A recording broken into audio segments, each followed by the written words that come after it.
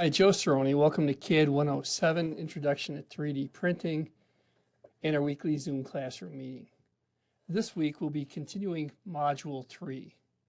In Module 3, we're working on this stationary holder. It's really a pencil holder, in which we'll create the CAD models for this geometry shown here, bring it into the slicer, and slice it for 3D printing.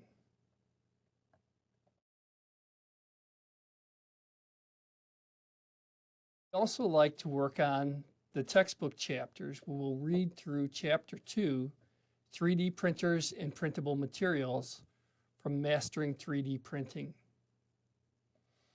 We have a PowerPoint that's outlining the chapter topics.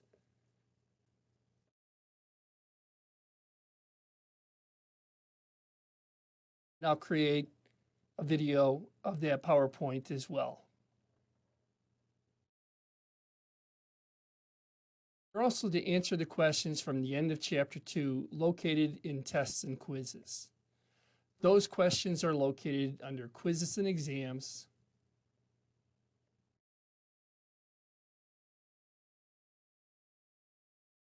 Chapter 2 review questions. Then students are to go through and answer those questions. Since I'm viewing as a student, I'm not able to show that at this point. But let me switch over.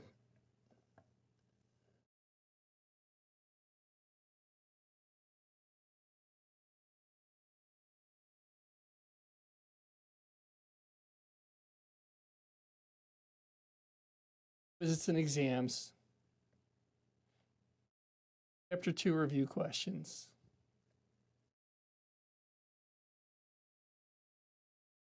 And the questions will ask things like, what are the relative merits of 3D printers that use filament versus ones that use liquid resin, like an SLA printer? What are two common used filaments required materials when might we use each one of them? Name 3 critical components of filament printers and what they do. How are SLA and DLP resin printers different from each other? And what is SLS printing? What type of material can we print with it?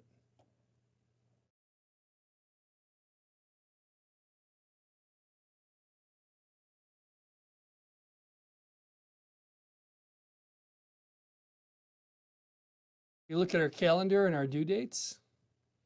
Module 2 is due February 15th. That's today at 11:59 p.m. If we look at the Module 2 information,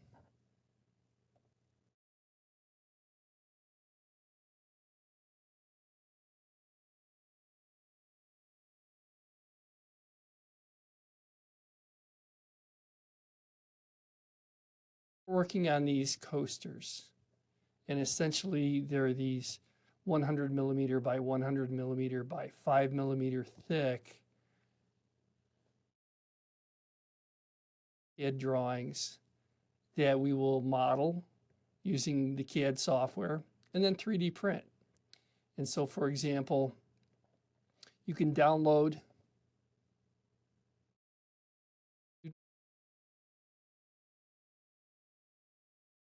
open that with AutoCAD. You're brought into the title block. Then in model space,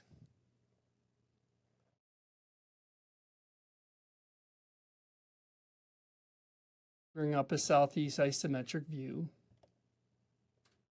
And we can use press pull to extrude this into a usable 3D printable geometry. I'll make that 5 millimeters. And then we save those as an STL file, import those into the slicer, and we'll turn in the drawing file and the STL file into the D2L Dropbox.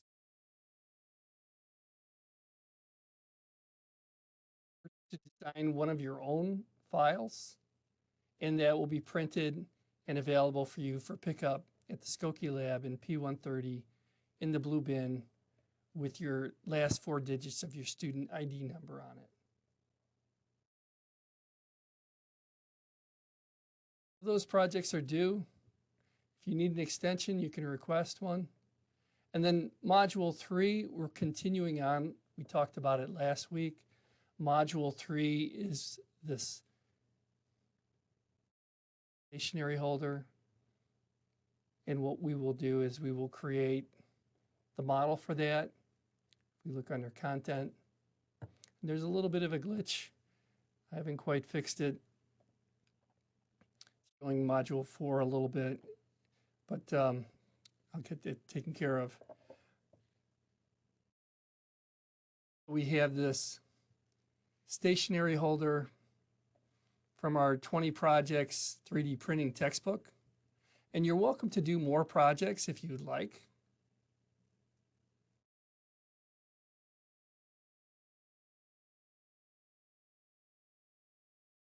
These dimensions are in millimeters, and so this is a diameter of 50 millimeters. And then these tubes are offset about 5 millimeters. The heights, 130 millimeters, 174 millimeters, 43 millimeters, 30, and 26. And then some basic modeling instructions for how to create the geometry.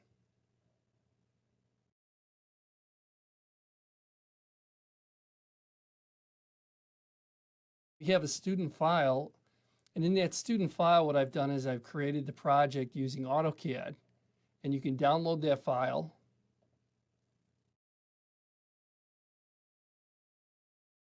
Put it in AutoCAD. And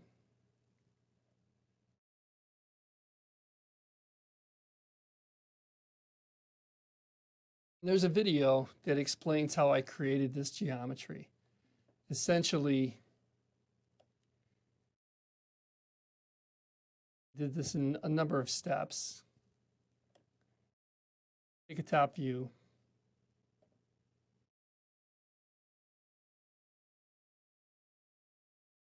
The geometry we started with.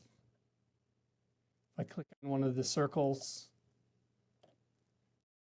by the dimensional size is 60 millimeters. I say 60 or 25 millimeters because these are radial dimensions. And so diameter dimensions would be larger. And so you create these shapes. You can use circles, polygons, whatever shape you like, but they need to be closed boundary shapes. And then I put a base on it. I decided to use hexagons or polygons.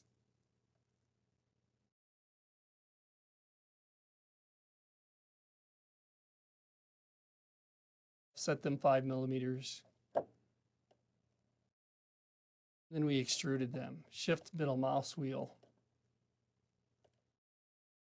will allow you to orbit. Here, but it's good enough. And then, unless you want them to just kind of be individual parts, create a boundary shape for the base of it. And so I used a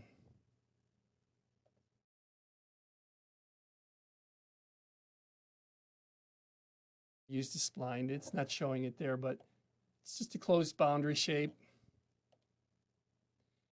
Extruded it up into the geometry, added some fillets to it, and then I unioned them together to be one component. I added this logo here. If you've got some CAD skills, you might want to add some customization for that. Make sure that you put your name on it using 3D Builder so you can import that. If you look at last week's video, I show you how to import the STL into 3D Builder and put your name on it. And that way we know whose parts are whose. We'll figure it out if not, but it makes it much easier. Alrighty. So once you create that geometry, let me get back there real quick. You're to export it as an STL and then import it into the slicer. So we can go to the big red A here.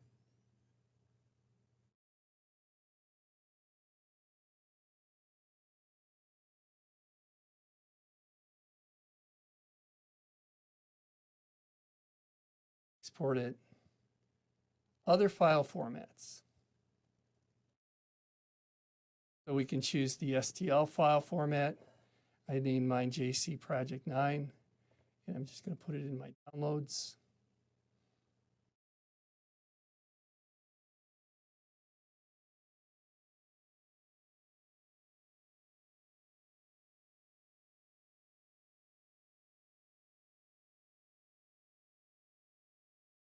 And then you actually need to physically tag it, click on it, and hit enter to generate that STL.